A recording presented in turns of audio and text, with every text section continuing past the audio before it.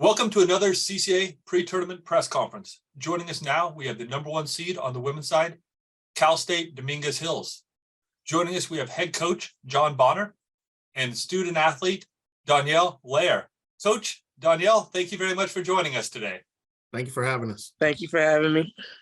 Well, Coach, I'm going to start off with you and just kind of give the fans a little bit. I'd like you to just take us through your season a little bit. I'll just give that one. There's not many teams that go unranked into a top 5 national ranking throughout the year, just speaking about how well you played. So just take us through just a little bit of the journey from your side of things to tell the fans about the Toros in 2022-23. Yeah, this has been a very pleasant surprise this year. We had started the year knowing that we'd be pretty competitive, that we thought we'd be at least competing in the top 3 of the conference. But our team just had bigger goals. You know, I'm more of a very simple focus. I try to keep it just one game at a time and one possession at a time. This team had bigger goals from the jump, and they did all the work necessary to accomplish those goals. I mean, it was a daily grind, and they invested, you know, not only on the court and put in the extra time, but I think the difference this year is that they invested in each other. Our chemistry kind of speaks for itself on the court. If you go look at the stats, we're not an elite shooting team. We are an elite defensive team. We're going to take great shots, but I think what it comes down to is our ability to play together with one another and our chemistry. And that has led to, them being able to reap the reward of being, the conference champions and doing that, with one loss all year, which is just incredible. And I give the credit to our players and our staff for putting in that time to make that happen. Thank you very much. Danielle, so on this next one, somebody, let's say outside the CCAA, is scouting your team, looking at it that way. What would they say is the identity of the Toros on the basketball court? What is your team identity? Wait, can you say that again, please? Yes, absolutely. So if somebody's looking at your team, something kind of defined what makes the Toros this year. What would somebody else say? Hey, this is what this team identity is. We're really going to have to worry about this with the Toros. I would say just our heart just to come out and compete. We try to play every game like it's our last, basically. We know we don't take things for granted, and we just come together, and I don't know, it's something special when you get out there and play with them. So that's what I would say. That's what you actually lead perfectly into my next question right there. Coach, I know Danielle's got a couple of the players of the week or something, but you look through your stats and it feels like everybody's out there contributing. I know you've had Nal out there, you've had Asia out there, you've had so many Joelle out there. Could you just talk to me really about the depth of your team and how you guys really seem to pose a threat at every position for the opponent? Yeah, when we try to build this team, it was about, it was for a couple of reasons. You never want to be handcuffed to one player. You want everyone to understand that they got to show up every day to continue to compete. But what we tried to do is develop, because of our style, we switch on defense. We like to put people in just tough situations and create as many mismatches as possible. Our depth has put us in a really good position to go out and pretty much run anything that we want offensively. And it gives us a lot of versatility defensively. I think that's one of the hardest things about our team. And it's hard to prepare. We talk all the time about how we would scout ourselves and who would you prepare for it. I just think just way too many people. You just got to hope that, stylistically kind of slow us down. But I love the growth of our team. I love the unselfishness of our team. They're very much bought into whoever's hot, continue to give them the ball. They're very much into trying to motivate teammates who maybe not be performing as well, try to hype them up to continue to perform, and they'll make sure they get them the ball. And that just helps with just our overall stats, but it also helps with, just creating just more challenges for our opponents to try to figure out who it is that they want to stop on a given day. All of our players can run every position on the floor, which I think also kind of adds to that versatility. But that's something that we tried to build this team on, is to have as much depth as possible to make sure, because of our style of play, sometimes it does lead to some foul trouble, that we had some people in place that can come in without the drop-off. And I think this team has embraced that, and you can kind of see it daily in our practices. And then now it also shows in our games. Fantastic. Danielle, you guys were a CCAA tournament team last year, but, you guys maybe didn't have as much. What was the biggest factor, and what do you think were some of the keys just stepping up the program from last year to this year? And also, what was your biggest factor in stepping up your game this season? First, I would say for the team, we all bought in from the jump. From September, all the way till now, we were dedicated in getting better, getting each other better, and, just putting in time on the court, off the court. And I don't know, it's just been a real special year for us. Like, Coach, he always keeps us, like, it doesn't matter if we're down 20 or we're up 20, he's going to coach us the same way. We're going to always hold each other accountable on the court, Yeah.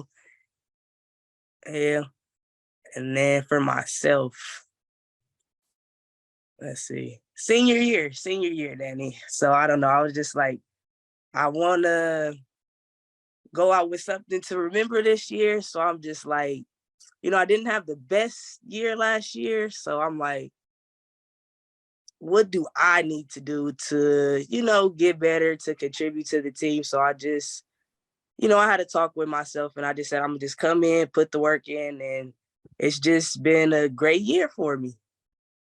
No, that's great. I cannot argue that fact. Cannot argue. It's been a wonderful year for you. National Player of the Week on the one. I actually got a quick question for your coach here. Coach, have you ever coached somebody that was the Player of the Year and the Defensive Player of the Year in the conference before? No, I haven't had that opportunity yet. We'll see if if anything changes tomorrow, but I haven't had that opportunity yet. But I do believe in, when players put in the work. I think basketball rewards people who decide to put in the work. And so if that comes to fruition, I think that'd be great, but I haven't had that opportunity just yet, but would love to be able to say that one day I was able to coach that person. You can, Coach. You can officially say that. Oh, okay. Well, hey. Danielle, congratulations. You were Player of the Year and the Defensive Player of the Year. Yes, let's CCAA go. coaches. It is a tribute to her work ethic. We had a conversation at the end of the season last year, and she just was trying to rededicate herself to just her game within herself. It was less about, clearly that's going to translate into our team, but she had to make a decision to be a leader in more than one way. We had done an activity with our team where we kind of pass out dog tags, and people are able to recognize people that they look up to and want more from. And she was one of our players that received the most dog tags. And I think it was a realization for her at that point that everyone's watching within our team. They're looking for her to lead. And she's taken that by the horns and has done that and has been great. We can rely on her to play every position on the court and defend every position on the court. So I'm glad that the other coaches had given her that respect as well and made those votes for her. So congrats, Steve. Thanks, Coach. I'm also putting you on the line, Coach. You were also Conference Coach of the Year. So Let's congratulations. go! Well, thank you, man. That those awards are always great, but that's definitely a tribute to my staff. My staff puts in a lot of time. And then, coaches don't get out there and make any baskets. We just look smart when players go out there and do what they do best. And so it's a tribute to our players and our coaching staff to receive that, and for the conference to recognize that within our staff and our team.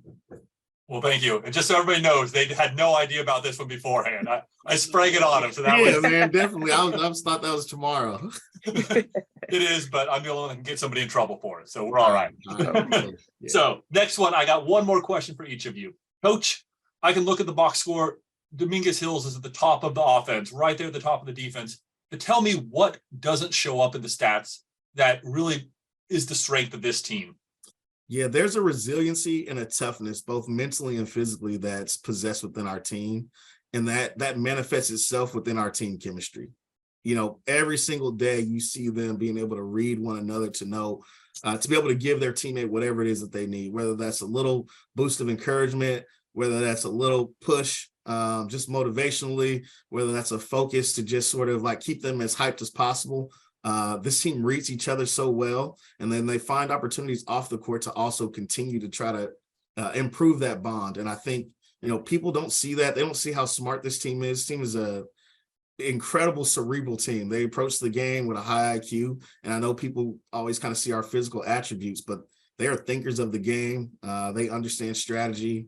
They understand basketball, and they understand people. And I think that combination of all those things kind of present what we have just in regards to our success this year.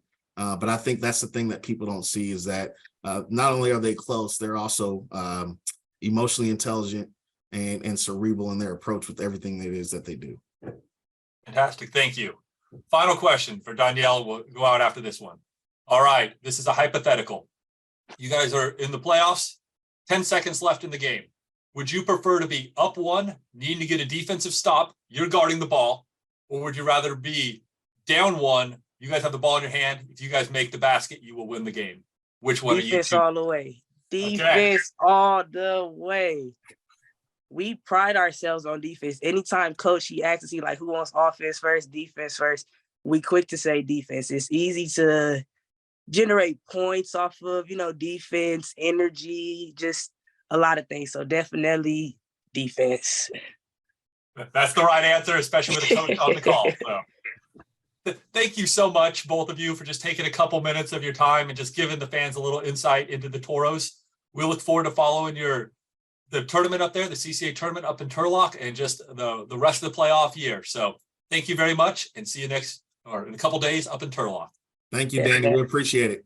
Bye. See you soon. Thank you.